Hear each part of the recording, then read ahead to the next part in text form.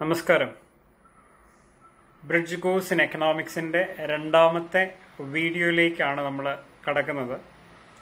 ഒന്നാമത്തെ വീഡിയോയിൽ പ്രധാനമായിട്ട് കൈകാര്യം ചെയ്തത് ഒന്ന് സയൻസ് എന്ന concept, social sciences, various types of social sciences and how social science subjects R Inter related എന്നൊരു കോൺസെപ്റ്റാണ് ഇൻട്രൊഡ്യൂസ് ചെയ്യാൻ ശ്രമിച്ചത്. നമ്മൾ അതിൽ നിന്ന് നമ്മുടെ വിഷയത്തിലേക്ക് കടക്കുവാണ്. വി ഡീൽ വിത്ത് എക്കണോമിക്സ് അല്ലേ, എക്കണോമിക്സ് ആണ് നമ്മുടെ വിഷയം. അപ്പോൾ അതുകൊണ്ട് തന്നെ നമ്മൾ ഇന്ന് കോൺസെൻട്രേറ്റ് ചെയ്യുന്നത് എക്കണോമിക്സ് എന്നുള്ള ഒരു കോൺസെപ്റ്റിലേക്കാണ്. എക്കണോമിക്സ് പഠിച്ച് കടന്നു വന്നിട്ടുള്ള വിദ്യാർത്ഥികളുണ്ട്, ഇതുവരെ പഠിക്കാത്ത ചില വിദ്യാർത്ഥികളുമുണ്ട്. അപ്പം രണ്ടുപേർക്കും ഈ സബ്ജക്റ്റ് ഹാൻഡിൽ ചെയ്യാനായിട്ട് വലിയ പ്രയാസമൊന്നും ഉണ്ടാവുകയില്ല. അപ്പം the only thing you have to do is to be focused. അപ്പം എന്താണ് പഠിക്കുന്നത് അതിലേക്കൊന്ന് ശ്രദ്ധ കൊടുത്താൽ മാത്രം മതി. Economics is an easy subject. Okay, അപ്പം നമ്മൾ we move on to what is economics. Economics comes from the Greek word ഓയിക്കോണമിയ. അപ്പോൾ എക്കണോമിക്സ് എന്ന വാക്കിന്റെ ഒറിജിനാണ് ഞാനിവിടെ എടുത്തു പറയുന്നത്. ഓയിക്കോണമിയ എന്ന ഗ്രീക്ക് പദത്തിൽ നിന്നാണ് ഈ പദം എക്കണോമിക്സ് എന്ന വാക്ക് കടന്നു വന്നിട്ടുള്ളത്. But it means something very sensible. House hold management എന്നതാണ് ആ വാക്കിന്റെ അർത്ഥം. ഓയിക്കോസ് എന്ന പദം ഹൗസ് ഹോൾഡും നോമോസ് എന്ന പദം മാനേജ്മെന്റും എന്നതാണ്. അപ്പം ഹൗസ് ഹോൾഡ് മാനേജ്മെന്റ് എന്നാണ് എക്കണോമിക്സിന്റെ ആ വാക്കിന്റെ അർത്ഥം. എന്ന് വെച്ചാൽ അതിന്റെ അർത്ഥം എന്താണ്? ഒരു ഭവനം എങ്ങനെ നിയന്ത്രിക്കാം, എങ്ങനെ മാനേജ് ചെയ്യാം, ക്രമീകരിക്കാം, അല്ലെങ്കിൽ ഒരു വീട് എങ്ങനെ ക്രമീകരിക്കാം എന്നതാണ് എക്കണോമിക്സ്. അല്ലാതെ വലിയൊരു കാര്യമല്ല എക്കണോമിക്സ് എന്നതാണ് ആ പദത്തിന്റെ അർത്ഥം. അപ്പൊ എക്കണോമിക്സ്, അപ്പൊ ഈ ഒരു വാക്ക് ഗ്രീക്ക് ഒറിജിൻ ആയതുകൊണ്ട് തന്നെ പഴയ കാലത്തെ ഗ്രീക്ക് ചിന്തകന്മാർ, പ്രധാനമായിട്ട് അരിസ്റ്റോട്ടിൽ, അപ്പൊ അവരൊക്കെ എക്കണോമിക്സിനെ കണ്ടിരുന്നത് അന്ന് എക്കണോമിക്സ് എന്നൊരു പദമൊന്നും വന്നിട്ടൊന്നുമില്ല, മറിച്ച് ഓ ഇക്കോണമിയ എന്നൊരു പദം ഉണ്ടായിരുന്നു അവരുടെ ഇടയിൽ. അപ്പൊ ആ ഒരു വാക്ക് എങ്ങനെ ഡിഫൈൻ ചെയ്തൊരു വീട് എങ്ങനെ നിയന്ത്രിക്കാം, അല്ലെങ്കിൽ വീട്ടിലെ ആവശ്യങ്ങൾ എങ്ങനെ ക്രമീകരിക്കാം, problems of food, problems of shelter, clothing, education, treatment, ഇങ്ങനെ ഒരു വീട്ടിലെ നിരവധി ആവശ്യങ്ങളുണ്ട് അല്ലേ. അപ്പം ഇതൊക്കെ എങ്ങനെ പരിഹരിക്കാം? ബൈ ഏർണിംഗ് മണി, പണം സമ്പാദിക്കുക വഴി വീട്ടിലെ പ്രശ്നങ്ങളൊക്കെ ഏകദേശം തീർക്കാൻ പറ്റുക അല്ലെങ്കിൽ തീർക്കാൻ പറ്റും. അപ്പൊ അതിനെ എങ്ങനെ ക്രമീകരിക്കുക അല്ലെങ്കിൽ എങ്ങനെയാണ് മാനേജ് ചെയ്യാൻ പറ്റുക എന്നതാണ് എക്കണോമിക്സ്. അപ്പോൾ ഒരു വീട് അല്ലെങ്കിൽ ഒരു ഗ്രഹഭരണം എന്നാണ് എക്കണോമിക്സ് എന്ന പദത്തിന്റെ ഒരു രീതിയിൽ ചിന്തിച്ചാൽ ആ വാക്കിന്റെ അർത്ഥം. പക്ഷെ നമ്മൾ ആ എക്കണോമിക്സ് എന്ന പദത്തിന് ഇന്ന് കൊടുക്കുന്ന മാനം ഭയങ്കര വലുതാണ്. അപ്പോൾ അതുകൊണ്ട് തന്നെ വി മൂവ് ഓൺ അല്ലേ, വീണ്ടും ആ സബ്ജക്റ്റ് കുറേ വളരുന്നതിനനുസരിച്ച് പുതിയ പുതിയ കോൺസെപ്റ്റ്സ് അതിനകത്ത് ആഡ് ചെയ്തു. എക്കണോമിക്സിന്റെ ഫാദർ എന്നറിയപ്പെടുന്നത് ആഡം സ്മിത്ത് എന്ന് പറയുന്ന വ്യക്തിയാണ്. അദ്ദേഹത്തിന്റെ കാലയളവിൽ അദ്ദേഹത്തിന് ഒരു ഫേമസ് ആയിട്ടുള്ള ബുക്കുണ്ട്, 1776 എഴുതപ്പെട്ടിട്ടുള്ള ദ വെൽത്ത് ഓഫ് നേഷൻസ് എന്നാണ് വിളിക്കുന്നത്. പക്ഷെ ആ ബുക്കിന്റെ പൂർണ്ണമായിട്ടുള്ള പേര് an enquiry into the nature and causes of wealth of nations എന്നാണ് ആ പുസ്തകത്തിന്റെ മുഴുവനായിട്ടുള്ള പേര്. എളുപ്പത്തിന് വേണ്ടി എല്ലാവരും വെൽത്ത് ഓഫ് നേഷൻസ് എന്ന രീതിയിൽ അതിനെ പറയുന്നു എന്ന് മാത്രം. പക്ഷെ an enquiry into the nature and causes of wealth of nations. അപ്പൊ ഇദ്ദേഹത്തിന്റെ ഈ പുസ്തകത്തിനകത്ത് കുറേയേറെ എക്കണോമിക്സുമായി ബന്ധപ്പെട്ട പദങ്ങൾ, എക്കണോമിക്സുമായി ബന്ധപ്പെട്ട കോൺസെപ്റ്റ്സ് ഒക്കെ ഒന്ന് ഫെമിലറൈസ് ചെയ്യുകയും അല്ലെങ്കിൽ ഒന്ന് അറേഞ്ച് ചെയ്യുകയും ഒക്കെ ചെയ്തതുകൊണ്ടാണ് ഇദ്ദേഹത്തെ ഫാദർ ഓഫ് എക്കണോമിക്സ് എന്ന പേരിൽ അറിയപ്പെടുന്നത്. അപ്പം he defined economics as A science of wealth. പണത്തെ ചുറ്റിപ്പറ്റിയിട്ടുള്ള കാര്യങ്ങളെക്കുറിച്ച് പഠിക്കുന്ന എല്ലാത്തിനെയും നമുക്ക് എക്കണോമിക്സ് എന്ന് വിളിക്കാമെന്നാണ് ആഡം സ്മിത്ത് നമ്മളോട് പറഞ്ഞു തന്നിട്ടുള്ളത്. അതുകൊണ്ട് തന്നെ ആഡം സ്മിത്തിന്റെ ഡെഫിനിഷനെ നമ്മൾ വെൽത്ത് ഡെഫിനിഷൻ എന്ന പേരിലാണ് എക്കണോമിക്സിന്റെ വെൽത്ത് കോൺസെപ്റ്റ് അല്ലെങ്കിൽ വെൽത്ത് ഡെഫിനിഷൻ എന്താണെന്ന് ചോദിച്ചാൽ we defined economics as the science of wealth. ആരുടെ കോൺസെപ്റ്റ് ആണത്? ആഡം സ്മിത്തിന്റെ കോൺസെപ്റ്റ് ആണ്. അപ്പോൾ ആഡം സ്മിത്തിന്റെ കാഴ്ചപ്പാടിൽ എക്കണോമിക്സ് എന്ന് പറയുന്നത് സാമ്പത്തിക ശാസ്ത്രം അല്ലെങ്കിൽ സമ്പത്തിനെ കുറിച്ച് മാത്രം പഠിക്കുന്ന ഒരു ശാഖയായിട്ടാണ് അദ്ദേഹം എക്കണോമിക്സിനെ കണ്ടിരുന്നത്. പക്ഷെ എന്താ ഒരു പ്രോബ്ലം എന്നാൽ അറിയാമോ? പഴയൊരു കാലയളവിൽ, പ്രധാനപ്പെട്ട ആഡം സ്മിത്തിന്റെ ഒക്കെ ആ കാലയളവിൽ റിലീജിയന് വലിയൊരു പ്രാധാന്യമുണ്ടായിരുന്നു. മതം ക്രിസ്ത്യൻ റിലീജിയൻ ഒക്കെ ഒരുപാട് European Nations, Adam Smith Scotland ആണ്, സ്കോട്ടിഷ് ആണ് അദ്ദേഹം കേട്ടോ, അദ്ദേഹത്തിന്റെ ഒറിജിൻ സ്കോട്ടിഷ് ആണ്. അപ്പോൾ അദ്ദേഹത്തിന്റെ ആ ലാൻഡിൽ അല്ലെങ്കിൽ അദ്ദേഹത്തിന്റെ രാജ്യത്ത് റിലീജിയൻ ക്രിസ്ത്യാനിറ്റിക്ക് ഒരു വലിയ പ്രാധാന്യമുണ്ടായിരുന്നു. അപ്പോൾ അവിടുത്തെ വൈദികര് പറയുന്ന കാര്യങ്ങളൊക്കെ ജനങ്ങളുടെ ഇടയിലേക്ക് വളരെയേറെ സ്വാധീനം ചെലുത്തിരുന്ന ഒരു സമയമാണ്. അപ്പോൾ അവരെല്ലാം പറയുന്നത് പണം നല്ലതാണെന്നാണ്. ബൈബിളിൽ അങ്ങനെ പറയുന്നില്ല അല്ലേ? ബൈബിളും ഏത് വിശുദ്ധ ഗ്രന്ഥം എടുത്താലും money is the root cause of all problems on earth എന്നാണ് അല്ലേ? മണിയാണ് എല്ലാ ഈവിൾ എന്നാണ് പറയുന്നത്, മണിയാണ് സാത്താൻ എന്നാണ് ബൈബിളും അതുപോലെ തന്നെയുള്ള വിശുദ്ധ ഗ്രന്ഥങ്ങളൊക്കെ പറഞ്ഞു തരുന്നത്. അപ്പോഴാണ് ആഡം സ്മിത്ത് പറയുന്നത്, ഞാൻ എക്കണോമിക്സ് എന്ന് പറയുന്ന ഒരു പുതിയ സബ്ജക്റ്റുമായിട്ടാണ് ഞാൻ വരുന്നത്, അല്ലെങ്കിൽ ഞാൻ അവതരിപ്പിക്കുന്നത് പണത്തെക്കുറിച്ച് പഠിക്കുന്ന ഒരു ശാസ്ത്രശാഖയാണെന്ന് പറഞ്ഞാൽ ജനങ്ങളുടെ ഇടയിലേക്ക് അത് ആക്സെപ്റ്റൻസ് കിട്ടുമോ? ഒരിക്കലും ഇല്ലല്ലേ? കാരണം പണം മോശമാണെന്ന് ഒരു കൂട്ടർ പറയുമ്പോൾ, മോശപ്പെട്ട ഒരു കാര്യത്തെക്കുറിച്ചിട്ടാണ് ഞാൻ പറയാൻ പോകുന്നത് എന്ന് പറയുമ്പോൾ ആളുകൾ അത് സ്വീകരിക്കത്തില്ല.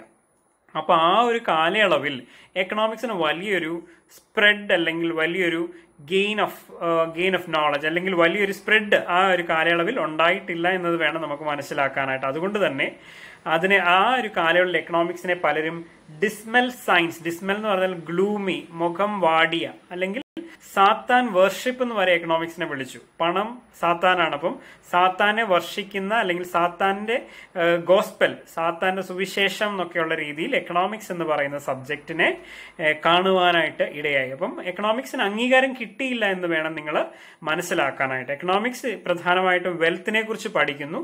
വെൽത്ത് എന്തോ മോശമാണ് എന്നതൊരു ആശയം അന്നത്തെ കാലയളവിൽ ഉണ്ടായിരുന്നത് കൊണ്ട് തന്നെ what happen to economics was that economics did not get much acceptance into the society അത്രത്തോളം എക്കണോമിക്സ് അംഗീകരിക്കാനായിട്ട് തയ്യാറായില്ല. പക്ഷെ കാലക്രമേണ എന്ത് സംഭവിച്ചു? എക്കണോമിക്സ് ഡീൽ ചെയ്യുന്ന കോൺസെപ്റ്റ്സിൽ കുറച്ചും കൂടെ മാറ്റങ്ങളൊക്കെ വന്നു തുടങ്ങി. അപ്പം അതിനനുസരിച്ച് എക്കണോമിക്സിന്റെ ഡെഫിനിഷൻസും ഒന്നുകൂടെ മാറി. അപ്പം വെൽത്തിൽ നിന്ന് വെൽഫെയർ എന്ന് പറയുന്ന ഒരു കോൺസെപ്റ്റിലേക്ക് എക്കണോമിക്സ് വെൽഫെയർ ആണ് എന്നതാണ് രണ്ടാമത് വന്നിട്ടുള്ള എക്കണോമിക്സിന്റെ ഒരു പ്രധാനപ്പെട്ട ഡെഫിനിഷൻ. അപ്പം അത് കൊണ്ടുവന്ന ആളുടെ പേര് ആൽഫ്രഡ് മാർഷൽ എന്ന് പറയുന്ന വ്യക്തിയാണ്. ആൽഫ്രഡ് മാർഷൽ എന്ന് പറയുന്ന എക്കണോമിസ്റ്റ്. ഇദ്ദേഹത്തിന്റെ പ്രധാനപ്പെട്ട പുസ്തകം principles of economics, published in the year 1890. അപ്പോൾ അദ്ദേഹത്തിന്റെ ഡെഫിനിഷൻ ഓഫ് എക്കണോമിക്സ് ആണ് ഇവിടെ കൊടുത്തിട്ടുള്ളത്. അത് പ്രധാനമായിട്ടും അറിയപ്പെടുന്നത് it is the welfare definition of economics. Political economy or economics, കണ്ടോ എത്രത്തോളം റിലേറ്റഡ് ആണെന്ന് നോക്കിക്കോണം. എക്കണോമിക്സ് എന്ന പദം പൊളിറ്റിക്കൽ ഇക്കോണമി എന്നാണ് വിളിച്ചിരുന്നത്. എക്കണോമിക്സിനെ പൊളിറ്റിക്കൽ ഇക്കോണമി, അപ്പം പൊളിറ്റിക്സും എക്കണോമിക്സും തമ്മിലുള്ള ആ ഇന്റർ റിലേഷൻഷിപ്പ് ആണ് നിങ്ങൾ മനസ്സിലാക്കി എടുക്കേണ്ടത്. Political economy or economics is the study of mankind in the ordinary business of life. It examines that part of individual and social action which is most closely connected with the attainment and with the use of material requisites of well-being.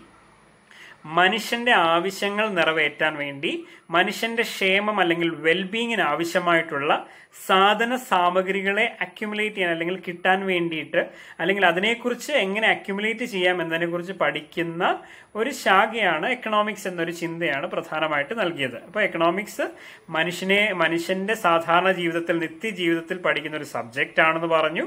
മനുഷ്യന്റെ wellbeing അല്ലെങ്കിൽ welfare, നമുക്ക് ഭക്ഷണം കിട്ടണമെങ്കിൽ മണി വേണം അല്ലേ? ഭക്ഷണം കിട്ടിയാലല്ലേ നമുക്ക് welfare ഉണ്ടാവുകയുള്ളൂ, അല്ലെങ്കിൽ ഡ്രസ്സ് കിട്ടിയാലല്ലേ വെൽഫെയർ ഉണ്ടാവുകയുള്ളൂ. അങ്ങനെ നമുക്ക് മെറ്റീരിയൽസ് കിട്ടിയാലേ വെൽഫെയർ ഉണ്ടാകത്തുള്ളൂ. അപ്പം വെൽഫെയർ ഉണ്ടാകാൻ വേണ്ടിയിട്ടുള്ള സാധനങ്ങളെക്കുറിച്ചും അല്ലെങ്കിൽ മെറ്റീരിയൽ റിക്വിസിറ്റ്സിനെ കുറിച്ചും ഒക്കെ പഠിക്കുന്ന ഒരു ശാഖയാണ് എക്കണോമിക്സ് എന്ന രീതിയിലേക്കുള്ള ഒരു ചിന്ത പ്രധാനമായിട്ട് കടന്നു വന്നു. അപ്പോൾ എന്ത് സംഭവിച്ചു? വെൽത്ത് മാത്രം എന്നൊരു ചിന്തയിൽ നിന്ന് എക്കണോമിക്സ് ഡീൽസ് വിത്ത് വെൽഫെയർ അല്ലെങ്കിൽ ഒരു ക്ഷേമം എന്നുള്ളൊരു വാക്കും കൂടെ കടന്നു വന്നു. അപ്പോൾ അതുകൊണ്ട് തന്നെ എക്കണോമിക്സിന് കുറച്ചും കൂടെ വൈഡർ പോപ്പുലാരിറ്റി കിട്ടാനായിട്ട് തുടങ്ങി. 1890s ആ കാലയളവിലൊക്കെ വന്നപ്പോഴേക്കും economics got wide acceptance in the society. അപ്പം വെൽത്ത് മാത്രമല്ല, വെൽഫെയർ എന്ന് പറയുന്ന ഒരു കോൺസെപ്റ്റും കൂടെ എക്കണോമിക്സിന് കൂട്ടിച്ചേർത്തു. എക്കണോമിക്സിന്റെ ഒരു നല്ല ഡെഫിനിഷൻ എന്താണെന്ന് ചോദിച്ചാൽ നമുക്ക് പറയാൻ പറ്റും സ്കേർസിറ്റി ഡെഫിനിഷനാണ്. എക്കണോമിക്സിന്റെ എല്ലാ രീതിയിലും നമുക്ക് മനസ്സിലാക്കി തരുന്ന ഒരു ഡെഫിനിഷനാണ് ഈ മൂന്നാമത്തെ definition, which is known as the scarcity definition. Scarcity definition കൊണ്ടുവന്ന ആളുടെ പേര് ലയണൽ റോബിൻസ് ആണ്. Lionel Robbins in the year 1932 അദ്ദേഹത്തിന്റെ ബുക്കിന്റെ പേര് ഞാൻ കൊടുത്തിട്ടുണ്ട്. An essay on the nature and significance of economic science. An essay on the nature and significance of economic science. Okay.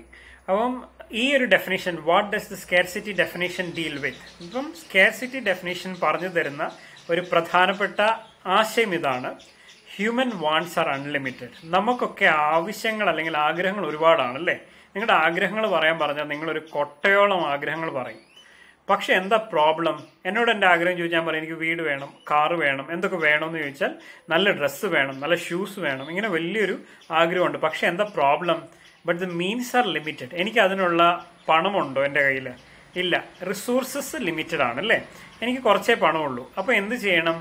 I have to satisfy my unlimited wants with the limited resources. എൻ്റെ അനന്തമായിട്ടുള്ള ആഗ്രഹങ്ങൾ എൻ്റെ കുറച്ച് പണം വെച്ച് solve ചെയ്യാനായിട്ട് പറ്റണം. അപ്പോൾ എന്ത് ചെയ്യും? ഞാൻ കുറച്ച് ആഗ്രഹങ്ങൾ വേണ്ട എന്ന് വെക്കും അല്ലേ? കുറച്ച് ആഗ്രഹങ്ങൾക്ക് ഞാൻ പ്രയോറിറ്റി കൊടുക്കും. അത്യാവശ്യം വേണ്ട കാര്യങ്ങൾ ഇതൊക്കെയാണ്, ബാക്കി കാര്യങ്ങൾ പിന്നീട്. അപ്പോൾ ഇങ്ങനെ നമ്മുടെ അനന്തമായിട്ടുള്ള ആഗ്രഹങ്ങളെ ലിമിറ്റഡ് ആയിട്ടുള്ള റിസോഴ്സസ് വെച്ച് അല്ലെങ്കിൽ ലിമിറ്റഡ് ആയിട്ടുള്ള മാർഗം വെച്ച് നമ്മൾ എങ്ങനെ ക്രമീകരിക്കുന്നു എന്നതാണ് എക്കണോമിക്സ്. എന്ത് മനോഹരമായിട്ടുള്ള ഡെഫിനേഷൻ അല്ലേ? അപ്പോൾ എക്കണോമിക്സിന് ഒരു വലിയൊരു മാനം കൈവന്ന ഒരു ഡെഫിനേഷനാണ് ദ സ്കേർസിറ്റി ഡെഫിനേഷൻ. അപ്പോൾ എക്കണോമിക്സ് ഡീൽസ് വിത്ത്, അപ്പോൾ അതിന്റെ ഡെഫിനേഷൻ ഇതാണ്: economics is a science which studies human behaviour. മനുഷ്യന്റെ പെരുമാറ്റമാണ് as a relationship between ends. Ends എന്ന് പറഞ്ഞാൽ എന്താണ്? നമ്മുടെ ആവശ്യങ്ങളാണ് ends. And scarce means. Scarce means എന്ന് പറയുന്നത് എന്താണ്? നമുക്ക് നമ്മുടെ അതിനുള്ള റിസോഴ്സസ് ആണ്. ആഗ്രഹങ്ങൾ സാറ്റിസ്ഫൈ ചെയ്യാനായിട്ടുള്ള റിസോഴ്സസ് ആണ് മീൻസ്. അത് സ്കേർസ് ആണ്. സ്കേർസ് എന്ന് പറഞ്ഞാൽ എന്താണ്? ലിമിറ്റഡ് ആണ്. Which have alternative uses.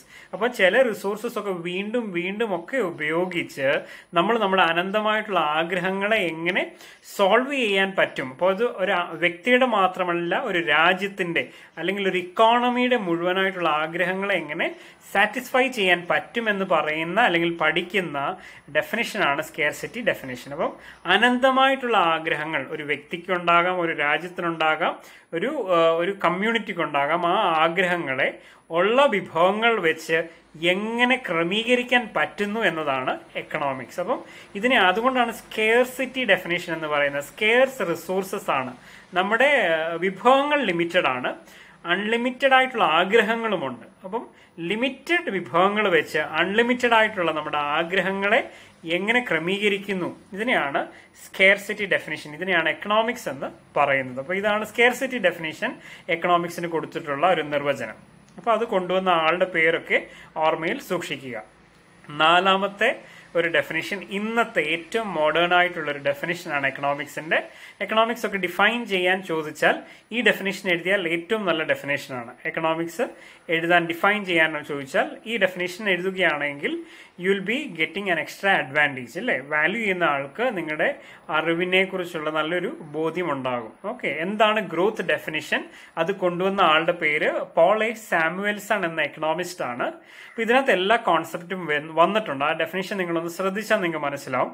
Economics is a study of how people and society choose. അപ്പം ചോയ്സ് മേക്കിങ്ങിനെ കുറിച്ച് ഇദ്ദേഹം പറയുന്നുണ്ട്. എങ്ങനെയാണ് ആളുകളും സമൂഹം ചൂസ് ചെയ്യുന്നത് with or without the use of money. Okay, you may have money, പണം ഉണ്ടാകാം, ചില ആളുകൾ ബോറോ ചെയ്യുന്നുണ്ടാകാം. അപ്പോൾ ആ ഒരു കോൺസെപ്റ്റ്സ് ഒക്കെ ഇതിനകത്ത് ചർച്ച ചെയ്തു. With or without the use of money, to employ the scarce productive resources. ഇപ്പം റിസോഴ്സസ് ഇവിടെയും സ്കേർസ് ആണെന്നുള്ള തിരിച്ചറിവുണ്ട്. Which could have alternative uses. Resources should have അല്ലെങ്കിൽ കുഡ് ബി യൂസ്ഡ് ഓൾട്ടർനേറ്റീവ്ലി അല്ലെങ്കിൽ can be used again and again to produce various commodities over time and to distribute them for consumption now and in the future among various persons and groups of the society. അപ്പം ഈ ഒരു ഡെഫിനേഷനകത്ത് ഒരു പ്രധാനപ്പെട്ട ഒരു point കൂടെ വന്നിട്ടുണ്ട്. എന്താണെന്നറിയാവോ? Economic activities, ഒരു സമൂഹത്തിൽ നടക്കേണ്ട പ്രധാനപ്പെട്ട കാര്യങ്ങൾ എന്തൊക്കെയാണെന്ന് ഇവിടെ പറയുന്നുണ്ട്. ഏതൊക്കെയാണെന്നൊന്ന് നോക്കിക്കേ. Production, to produce various commodities, to distribute, അത് വിതരണം ചെയ്യണം. ഉൽപ്പാദിപ്പിച്ചാൽ മാത്രം പോരാ, വിതരണം ചെയ്യണം. എന്തിനു വേണ്ടിയിട്ടാണ്? കൺസംഷൻ, ആളുകൾ ഉപയോഗിക്കാൻ വേണ്ടിയിട്ട് കൊടുക്കണം. അപ്പം ഈ ഗ്രോത്ത് ഡെഫിനേഷൻ ഒരു നല്ലൊരു ഡെഫിനേഷനാണ്. കാരണം ഇതിനകത്ത് ഒരുപാട് കോൺസെപ്റ്റ്സ് വന്നിട്ടുണ്ട് അല്ലേ? ചോയ്സ് മേക്കിങ്ങിനെ കുറിച്ച് പറയുന്നുണ്ട്. Society choose with or without the use of money. Scarce productive resources ആണെന്ന് പറയുന്നുണ്ട്. പിന്നെ 3 എക്കണോമിക് ആക്ടിവിറ്റീസിനെ കുറിച്ച് പ്രധാനമായിട്ടും ചർച്ച ചെയ്യുന്നുണ്ട്. എന്തൊക്കെയാണ് 3 എക്കണോമിക് ആക്ടിവിറ്റീസ്? പ്രധാനമായിട്ടുള്ള ആക്ടിവിറ്റീസ്: 1 പ്രൊഡക്ഷൻ, 2 ഡിസ്ട്രിബ്യൂഷൻ, 3 കൺസംഷൻ. അപ്പം economics is the study of production, distribution and consumption. ഈ 3 എക്കണോമിക് ആക്ടിവിറ്റീസിനെ കുറിച്ചിട്ടുള്ള പഠനമാണ് എക്കണോമിക്സ്. അപ്പം നമ്മൾ ഇന്നത്തെ കോൺസെപ്റ്റിൽ what is economics, the origin of economics, what is the meaning of economics തുടങ്ങിയ കാര്യങ്ങളാണ് പ്രധാനമായിട്ട് ചർച്ച ചെയ്തത്. Thank U.